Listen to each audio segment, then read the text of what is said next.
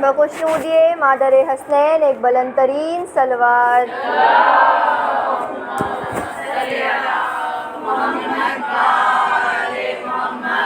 جتنا بلند مرتبہ پنجتن پاک کا ہے، 12 امام کا ہے، اتنی ہی بلند ترین صلوات۔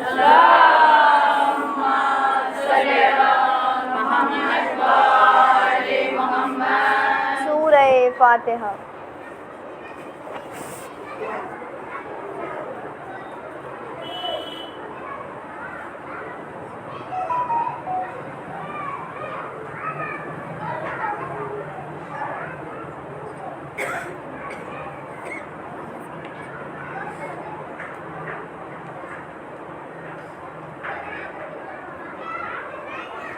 اعوذ باللہ من الشیطان اللعین الرجیم، بسم اللہ الرحمن الرحیم، الحمدللہ رب العالمین، الصلاۃ والسلام علی اشرف الانبیاء والمرسلین، سیدنا و نبینا و شفیع ذنوبنا و مولانا مولا الثقلین، جد الحسن والحسین باب القاسم محمد،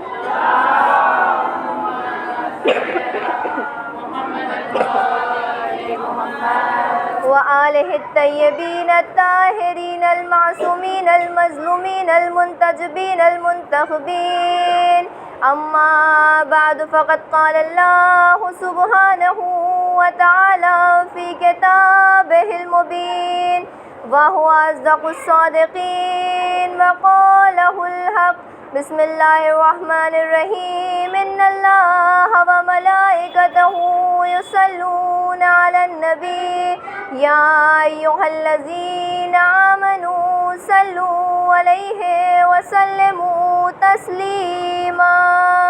اللہم صل علی محمد وآل محمد۔ آغاز گفتگو اس پروردگار کی حمد و ثنا سے کہ جو اس عالمین کو خلق کرنے والا ہے۔ تمام حمد و ثنا اس پروردگار کے لیے کہ جس نے ہم بندوں کی خلقت کی اور خلقت کرنے کے بعد ہمارے رزق کی ذمہ داری خود لی۔ تمام حمد و ثنا اس پروردگار کے لیے کہ جس نے ہمیں ہر نعمت عطا کی، وہ پروردگار کہ جس نے ہماری ہدایت کے لیے 1,24,000 انبیاء کو بھیجا، اور جب انبیاء کا سلسلہ ختم ہوا تو پروردگار نے اماموں کو ہمارے درمیان بھیجا تاکہ وہ امام آئیں اور ہماری رہنمائی کر سکیں، ہمیں بتا سکیں کہ کون سا راستہ صراط مستقیم کی جانب لے کر جاتا ہے اور کون سا ایسا راستہ ہے کہ جس راستے سے ہمیں دور رہنا ہے۔ یہ وہ پروردگار ہے کہ جس نے اپنے حبیب کو ہمارے درمیان بھیجا۔ کس وجہ سے بھیجا؟ تاکہ رسالت مآب آئیں اور آنے کے بعد ہماری ہدایت کر سکیں۔ پروردگار نے کہیں بھی یہ ذکر نہیں کیا کہ خدا کا کسی سے کوئی رشتہ ہے جس کا کوئی نہ ہو، اور اگر وہ یہ کہے کہ کسی کو حبیب کہہ کر پکارے تو سب سے قریب اس کے جو ہو جاتا ہے وہ وہی شخص ہو جاتا ہے، اور قرآن میں خدا نے جس کو حبیب کہہ کر پکارا وہ رسالت مآب تھے۔ رسالت مآب کو حبیب کہہ کر خدا نے پکارا کہ یہ میرا دوست ہے، یہ میرا حبیب ہے۔ پروردگار ہم سے 70 ماؤں سے زیادہ محبت کرنے والا ہے، بہت محبت کرتا ہے ہمارا خدا ہم سے، اور وہ چاہتا ہے کہ ہم اور آپ جو کچھ مانگیں صرف اور صرف اس خدا سے مانگیں اور کسی کے آگے ہاتھ نہ پھیلائیں، کیونکہ وہ پروردگار ہے جو تمام لوگوں کو عطا کرنے والا ہے، تو وہ بے شک ہمیں بھی عطا کرے گا۔ اب لوگ 2 لوگوں سے مانگتے ہیں، ایک دنیا والوں سے مانگتے ہیں۔ دنیا والوں سے مانگنے کا نام ہے گزارش کرنا، سفارش کرنا کہ ہمیں وہ کوئی چیز عطا کر دے، لیکن کچھ لوگ ہیں جو بے نیاز سے مانگتے ہیں۔ بے نیاز سے مانگنے کا نام دعا ہے، پروردگار سے مانگنے کا نام دعا ہے، اور خدا چاہتا ہے کہ ہم اور آپ اس پروردگار سے دعائیں مانگیں۔ جو کچھ کہنا ہے اپنے خدا سے کہیں، اگر شکایتیں کرنی ہے تو اس پروردگار سے شکایتیں کریں۔ جتنی بھی باتیں ہیں تمام باتیں جا کر اس خدا سے کریں. جب رات کے وقت لیٹیں تو باتیں کیا کریں اپنے وقت کے امام سے بھی اور اپنے خدا سے بھی, کیونکہ سب سے قریب ہمارے وہی ہیں, ان کے علاوہ ہمارے قریب کوئی نہیں, اور جن پہ بھروسہ کیا جا سکتا ہے. دنیا میں ہم اپنی باتیں کسی کو اگر بتائیں تو کسی پہ بھروسہ نہیں رہتا. ہم 100% شیورٹی کے ساتھ یہ نہیں کہہ سکتے کہ یہ شخص ہماری بات کو آگے نہیں لے جائے گا, لیکن اگر ہم خدا سے اس بات کو کرتے ہیں تو ہمارے پاس پورا پروف رہتا ہے, ہم شیور رہتے ہیں, ہمیں یہ بات معلوم ہوتی ہے کہ پروردگار سے اگر ہم کوئی بات کہہ رہے ہیں تو وہ خدا اس بات کو اور کہیں نہیں لے جائے گا. ہماری بات محفوظ ہے اس خداوند عالم تک. تو جتنی باتیں کرنی ہے, جتنی شکایتیں کرنی ہے اس خدا سے کریں. ہم کیا شکایتیں کریں گے؟ شکایتیں انبیاء بھی کیا کرتے تھے. اب شکایت کا نام آیا, لوگ سوچیں گے انبیاء کس طرح سے شکایت کر رہے ہیں. اماموں نے بھی شکایتیں کی ہیں, لیکن ان کی شکایت کرنے کا انداز کچھ اور تھا. ان کی شکایتیں کرنے کا انداز کچھ اور تھا. وہ کس طرح سے شکایتیں کرتے تھے اور کس چیز کی شکایتیں کیا کرتے تھے. امام سجاد نے صحیفہ سجادیہ میں اس بات کا ذکر کیا ہے کہ کس طرح سے امام سجاد خداوند عالم سے شکایتیں کر رہے ہیں. ایک مرتبہ امام نے اپنے مصلے کو بچھایا اور بچھانے کے بعد میرا امام مصلے پر گیا, جانے کے بعد نماز ادا کی, اور نماز ادا کرنے کے بعد امام نے اپنے ہاتھوں کو پروردگار کی بارگاہ میں بلند کیا, اور بلند کرنے کے بعد کہا, اے میرے پالنے والے, میں تجھ سے شکایت کرتا ہوں اس دل کی کہ جو اتنا سخت ہو گیا ہے کہ ان دنیا کی باتوں میں مبتلا ہوتا چلا جا رہا ہے. اے میرے پالنے والے, میں تجھ سے شکایت کرتا ہوں ان آنکھوں کی کہ جو مجھے گناہوں کی جانب لے جاتی ہے. اے میرے پالنے والے, میں تجھ سے شکایت کرتا ہوں اس نفس کی کہ جو نفس بار بار مجھے گناہ کرنے کے لیے اکساتا رہتا ہے. ایسے کرنی ہے شکایتیں. ہماری اور آپ کی شکایتیں تو کچھ اس طرح ہوتی ہیں کہ ان کا بچہ اچھا نہیں ہے, وہ اتنی بری ہے, وہ کھانا اچھا نہیں بناتی ہے, وہ یہ کرتی ہے. لیکن اگر شکایتیں کرنی ہے تو اپنی نفس کی شکایت کریں, اپنے دل کی شکایتیں کریں, اپنی آنکھوں کی شکایتیں کریں. کیونکہ جب انسان خود ٹھیک ہو جائے گا, جب انسان کا نفس ٹھیک ہو جائے گا, تو پھر وہ دوسروں کی شکایتوں میں کیا مبتلا رہ جائے گا. اس کے پاس تو خدا کی عبادت کرنے کے علاوہ کوئی کام ہی نہیں رہ جائے گا, کیونکہ وہ پروردگار کی عبادت میں اس طرح سے مشغول ہو جائے گا. خداوند عالم کہتا ہے کہ جو بات کرنی ہے تم مجھ سے کرو, جو کچھ مانگنا ہے تم مجھ سے مانگو. اور کس طرح سے ائمہ نے دعائیں مانگی. ہم اور آپ بھی دعائیں مانگتے ہیں, اور انبیاء نے بھی دعائیں مانگی, اماموں نے بھی دعائیں مانگی. امام جب دعائیں مانگتے تھے, پہلے تو امام کم دعائیں مانگا کرتے تھے, لیکن جیسے مولا علی نے کوئی دعا نہیں مانگی, لیکن دعا میں جب مانگا تو مولا عباس کو مانگا. امام حسین نے دعا میں مانگا تو جناب سکینہ کو مانگا. اور اگر دعائیں قبول نہیں ہوتی, جو دعائیں قبول نہیں ہوتی ہیں, خدا کہہ رہا ہے کہ دعائیں مانگو. ہم اور آپ دعائیں مانگ رہے ہیں, لیکن کچھ ایسی دعائیں ہیں کہ جو پروردگار قبول نہیں کرتا.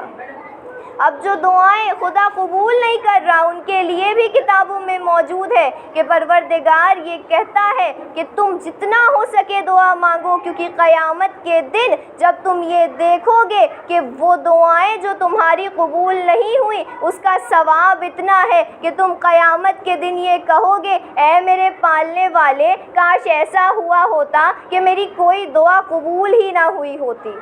اے میرے پالنے والے, کاش ایسا ہوا ہوتا کہ میری کوئی دعا قبول نہیں ہوتی. تو جتنا ہو سکے اپنے پروردگار سے مانگے. ایک مرتبہ رسالت مآب کی خدمت میں ایک شخص حاضر ہوا. حاضر ہونے کے بعد ایک مرتبہ رسول کو سلام کرتا ہے, یا رسول اللہ, السلام علیکہ یا رسول اللہ. رسالت مآب نے جواب دیا. ایک دن رسول نے جواب دیا. اب اگلے دن سے رسول اس شخص کو خود سلام کرنے لگے. رسالت مآب نے اس شخص کو خود سلام کرنا شروع کر دیا. اب وہ وہی مسجد نبوی کے در پہ روز بیٹھا رہتا تھا. فقیر تھا, اس کے پاس کچھ تھا نہیں, مسجد نبوی کے در پر بیٹھا ہے. اور کافی وقت بیٹھنے کے بعد اب جب رسالت مآب مسجد سے نکلا کرتے تھے تو اس شخص کے قریب آتے تھے اور اس کو سلام کیا کرتے تھے۔ وہ تو رحمت للعالمین ہے، وہ تمام عالمین کے لیے رحمت بن کر آیا اور وہ ایک فقیر کو سلام کر کے گزر رہا ہے۔ رسالت مآب روز اس شخص کو سلام کر کے گزرا کرتے تھے۔ وہ شخص فقیر تھا، نام تھا ثعلبہ، ہاتھ میں کچھ ہے نہیں، خالی بیٹھا رہتا ہے۔ لوگ آتے ہیں مسجد سے اور جو کچھ مدد کرنی ہوتی ہے، زکوٰۃ دینی ہوتی ہے، وہ اس کو دے کر اپنے اپنے گھروں کی جانب چلے جاتے ہیں۔ تمام لوگ نکلے، مسجد سے نکلتے ہیں، اس کو کچھ دیتے ہیں اور گھر چلے جاتے ہیں۔ ایسے ہی وہ اپنا گھر چلا رہا ہے، ایسے ہی وہ روزی روٹی اپنی چلا رہا ہے۔ ایک مرتبہ اس کے ذہن میں یہ خیال آیا، جب اس نے تمام لوگوں کو دیکھا تو دیکھنے کے بعد اسے یہ معلوم ہوا کہ کافی لوگ ہیں جن کے پاس بہت مال و دولت موجود ہے۔ اب اس کے ذہن میں یہ خیال آیا کہ مجھے بھی مال و دولت چاہیے، مجھے بھی کاروبار کرنا ہے۔ رسالت مآب کی خدمت میں حاضر ہوا، یا رسول اللہ مجھے بھی تجارت کرنی ہے، مجھے بھی پیسہ کمانا ہے، اگر ہو سکے تو مجھے کچھ اشرفیاں دے دیجئے، اگر ہو سکے تو مجھے کچھ پیسے دے دیجئے جن پیسوں سے میں کچھ کاروبار کر سکوں۔ اب رسالت مآب نے ایک بار منع کیا، اس نے پھر سے وہی سوال کیا، رسالت مآب ہو سکے تو کچھ اشرفیاں مجھے دے دیجئے تاکہ میں ان اشرفیوں سے کوئی کاروبار کر سکوں۔ رسالت مآب نے پھر منع کیا، وہ پھر اصرار کرنے لگا۔ رسول کہتے ہیں تمہارے حق میں بہتر نہیں کہ تم تجارت کرو۔ اب کچھ دعائیں قبول نہیں ہوتی ہیں، جو دعائیں قبول نہیں ہوتی ہیں ہو سکتا ہے ہمارے حق میں وہ بہتر نہیں ہے، کیونکہ اگر حق میں بہتر ہوتا تو وہ خدا ہمیں وہ چیز عطا کر دیتا۔ اگر کہیں آگ جل رہی ہے اور بچہ اس آگ کے قریب جا رہا ہے تو ماں اس بچے کو روک لیتی ہے کیونکہ اس سے اسے خطرہ ہوتا ہے۔ تو اگر دعائیں قبول نہیں ہوتی تو پروردگار کا شکر ادا کرے کہ اے میرے پالنے والے، تیرا شکر ہے کہ تو نے وہ دعائیں قبول نہیں کی جس سے مجھے آگے جا کر تکلیف ہوگی۔ صلوات بھیجے محمد والا۔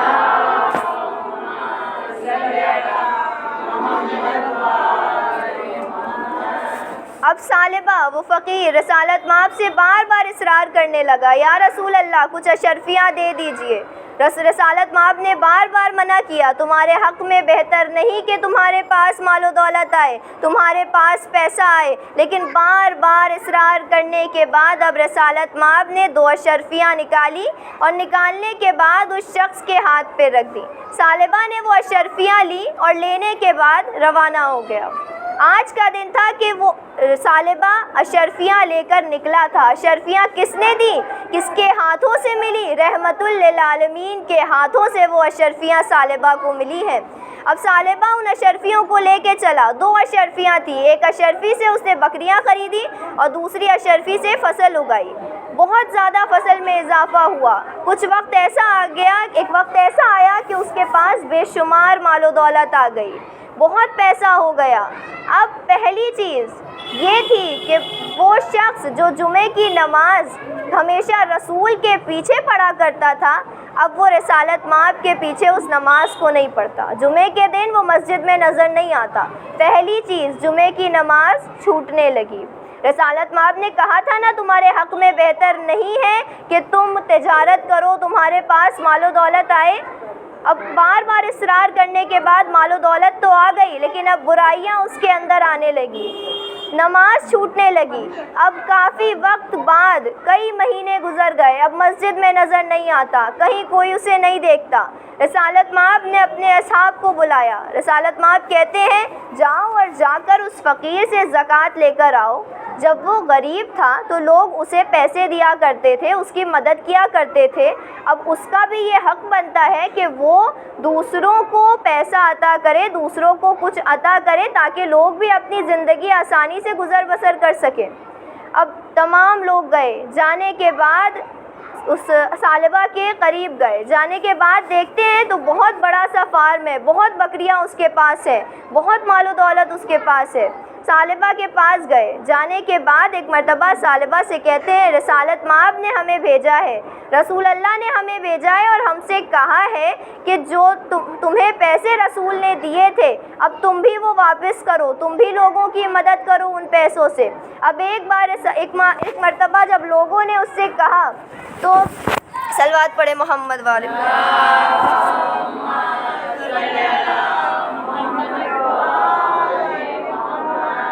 اب جب لوگوں نے اس سے کہا کہ تم پیسہ دو تو اس نے منع کر دیا کہ نہیں، میں اپنا پیسہ کیوں دوں، یہ میرے پیسے ہیں۔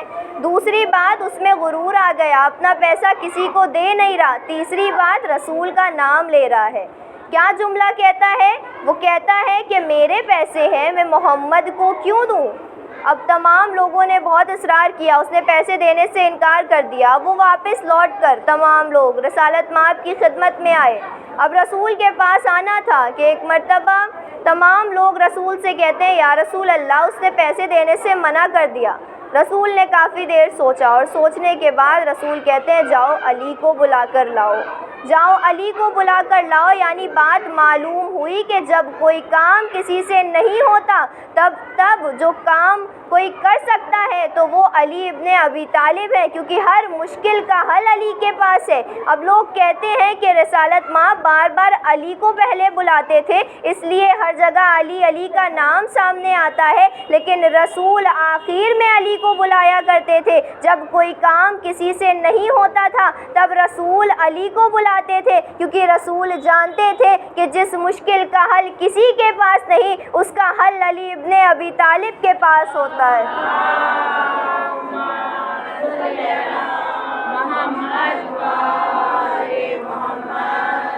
اب رسول کی خدمت میں ایک مرتبہ مولا کائنات آئے۔ آنے کے بعد رسول کو سلام کیا، رسالت مآب نے جواب دیا۔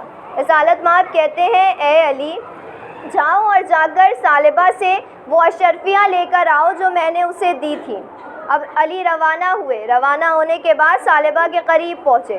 اب مولا کائنات جب ثعلبہ کے پاس پہنچے، مولا کائنات نے بولا اے ثعلبہ جو پیسے تجھے رسول نے دیے تھے وہ اشرفیاں مجھے لوٹا دے۔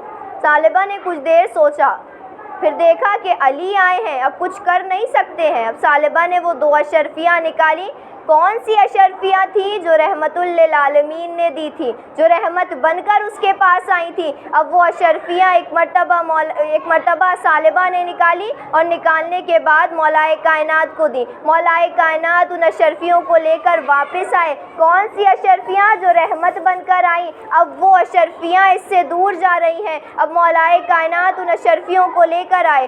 آنے کے بعد رسالت مآب کو وہ اشرفیاں دی۔ اب کافی وقت گزر گیا، تمام لوگ ویسے ہی نمازیں ادا کر رہے ہیں، رسول کے خطبوں کو سن رہے ہیں، لیکن کافی وقت کے بعد اب ایک مرتبہ رسالت مآب نے کہا جاؤ ثعلبہ کی خیریت لے کر آؤ۔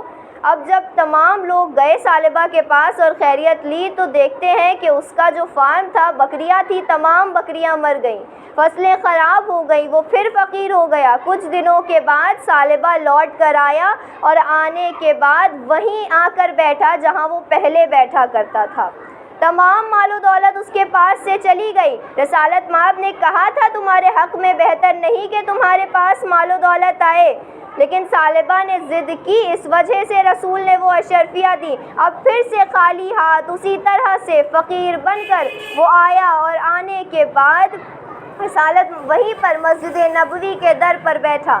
اب مسجد نبوی کے در پر بیٹھا ہے، رسالت مآب آئے۔ پہلے رسول ثعلبہ کو سلام کیا کرتے تھے، آج منظر کچھ اور ہے، آج کیفیت کچھ اور ہے۔ آج رسول ثعلبہ کو سلام نہیں کرتے، رسالت مآب منہ پھیر کر وہاں سے گزر رہے ہوتے ہیں۔ ایک مرتبہ ثعلبہ اٹھ کر کھڑا ہوتا ہے، رسول کو سلام کرتا ہے، رسول جواب نہیں دیتے۔ پھر دائیں جانب سے جاتا ہے، رسول کو سلام کرتا ہے، رسول کوئی جواب نہیں دیتے۔ بائیں جانب سے جاتا ہے، رسول کوئی جواب نہیں دیتے۔ اب وہ پریشان، ایک مرتبہ ایسا تو نہیں ہو سکتا کہ رسول کوئی واجب کام چھوڑ دیں کیونکہ سلام کرنا مستحب ہے اور جواب دینا واجب ہے۔ ایسا تو نہیں ہو سکتا کہ وہ رحمت للعالمین، وہ اللہ کا حبیب، وہ رسول کوئی واجب کام چھوڑ دے، لیکن رسول نے سلام نہیں کیا کیونکہ رسول مسئلہ جانتے تھے کہ اگر کوئی کافر سلام کرے تو جواب دینا واجب نہیں، یعنی رسول کی نظر میں وہ شخص کافر ہو گیا، اس لیے رسول جواب نہیں دیتے۔ یہ ایک شخص رسول کے پاس آیا اور دو شخص در فاطمہ پر آئے، آنے کے بعد جواب نہیں دیتے۔ فاطمہ نے جواب نہیں دیا۔ اگر ہمت ہے تو کہہ دو فاطمہ کو علم نہیں، یا مان لو کہ جو در فاطمہ پر آئے وہ مسلمان نہیں۔ صلوات پڑھے محمد۔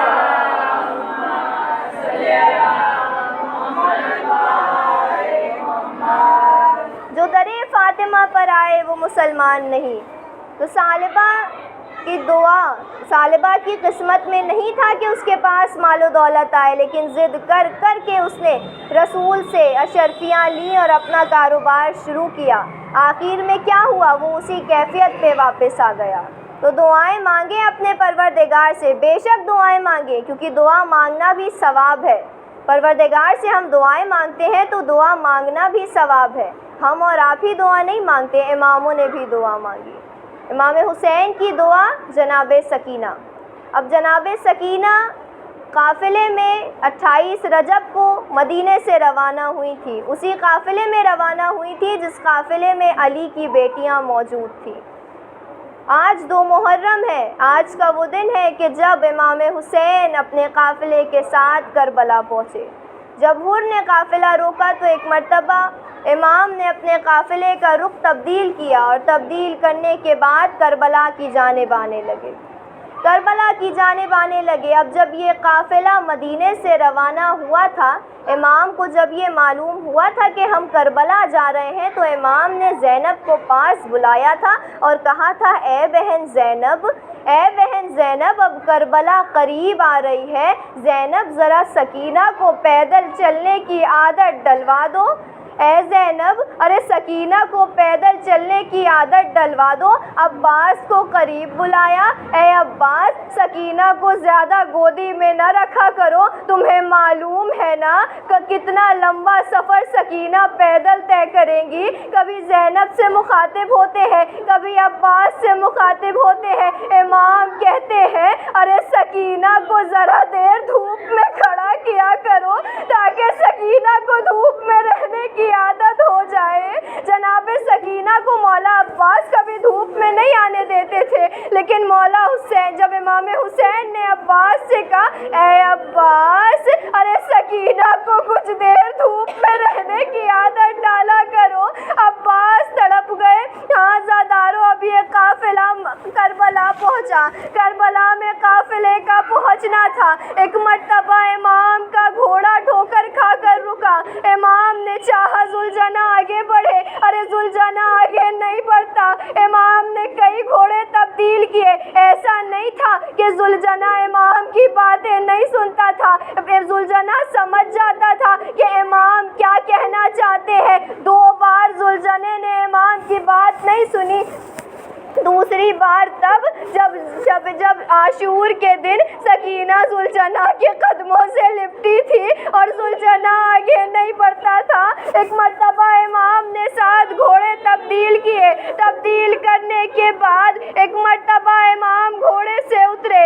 امام نے عباس کو بلایا، اے عباس، کیا ماجرا ہے؟ ایک مرتبہ مولا عباس کہتے ہیں، پتہ امام، یہاں پہ بہت سے لوگ ہیں۔ ایک مرتبہ امام نے بنی اسد کو بلایا، بنی اسد کے لوگ امام کے پاس آئے۔ ایک مرتبہ امام نے بنی اسد کے لوگوں سے بات کرنی شروع کی، بنی اسد کے لوگوں سے بات کی۔ امام نے ایک مرتبہ کہا کہ یہ زمین کربلا مجھے خریدنی ہے، یہ زمین مجھے خریدنی ہے۔ ایک مرتبہ بنی اسد کے لوگوں نے کہا، امام آپ رہنا چاہیں تو یہاں رہ لیں، ہم آپ کو کیسے یہ زمین بیچ دیں؟ امام کہتے ہیں، نہیں، مجھے تا قیامت اسی زمین پر رہنا ہے۔ اب اتنا سننا تھا اب ایک مرتبہ امام نے وہ زمین خریدی اور 2 شرطوں پر زمین خریدی. پہلی شرط یہ تھی، امام کہتے ہیں کہ اگر میرا کوئی زوار کبھی کربلا آئے تو اے بنی اسد کے لوگوں، ارے میرے زائرین سے کہنا کہ حسین نے انہیں یاد کیا. اور دوسری شرط یہ تھی، امام نے کہا اے بنی اسد کے لوگوں، ارے اگر جب عاشور کے دن ہمارے لاشیں بے گور و کفن پڑے ہوں تو تم ہماری لاشوں کو دفن کر دینا. آج بھی بنی اسد کے لوگ عاشور کے دن کفن پہن کر ایک مرتبہ اس جانب جاتے ہیں، کبھی اس جانب جاتے ہیں اور رو کر کہتے ہیں امام اگر ہو سکے تو ہمیں معاف کر دیجئے گا. 3 دن تک آپ کا لاشا پڑا رہا لیکن اٹھانے والا کوئی نہیں تھا. اب ایک مرتبہ قافلے کا رکنا تھا. زینب نے عباس کو بلایا. جناب عباس جناب زینب کے پاس آئے. آنے کے بعد زینب کہتی ہیں اے بھیا عباس، ارے یہ کون سی جگہ ہے؟ یہاں آ کر میرا دل بہت گھبرا رہا ہے. اے عباس، جب سے ہم اس جگہ آئے ہیں بار بار خاک اڑ کر میرے بالوں میں آتی ہے، میری چادر سر سے گر جاتی ہے. عباس کہتے ہیں زینب ارے یہ کرب و بلا ہے.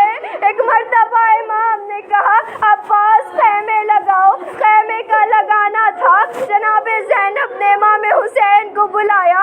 امام نے بہن کا نام سنا، دوڑتے ہوئے زینب کے پاس آئے. زینب کے پاس آنا تھا. ایک مرتبہ جناب زینب کہتی ہے اے بھیا اس زمین کی عجیب کیفیت ہے. جب سے ہم کربلا آئے ارے مجھے ایک بی بی کے رونے کی آواز آتی ہے. مجھے ایک بی بی کے رونے کی آواز آتی ہے. آزادارو ایک مرتبہ حسین تڑپ گئے. امام کہتے ہیں اے زینب ارے پہچانا نہیں، یہ آواز ہماری ماں فاطمہ کی ہے. ہماری ماں اس قافلے میں ہمارے ساتھ مدینے سے کربلا تک آئی ہے. لا لعنت اللہ علی قوم الظالمین.